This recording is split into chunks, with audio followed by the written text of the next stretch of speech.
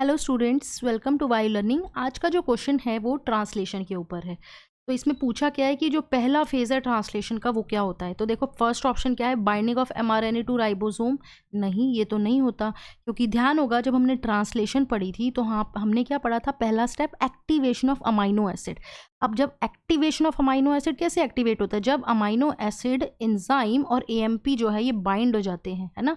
यानी amino acid AMP और enzyme complex बन जाता है। ठीक है, ये ऐसा एक कॉम्प्लेक्स बन जाता है और फिर इसके बाद जो नेक्स्ट स्टेप आता है transfer of amino acid to tRNA. यानी यहाँ पर जब टीआरएनए आता है तो इसमें क्या होगा, अमाइनो एसिड और टीआरएनए की बाइंडिंग हो जाती है। यानी इस तरह का जो टीआरएनए होता है इसको हम बोलते हैं चार्जिंग ऑफ टीआरएनए और अमाइनो असाइलेशन ऑफ टीआरएनए। ठीक है, यही जो स्टेप है ये फर्स्ट फेज में आ जाएगा ट्रांसलेशन के। ठीक है, तो अच्छा, इसके बाद क्या आता है, इनिशिएशन। इनिशिएशन में क्या होता है, एमआरएनए और राइबोसोम की बाइंडिंग होती है, रिकॉग्निशन होता है।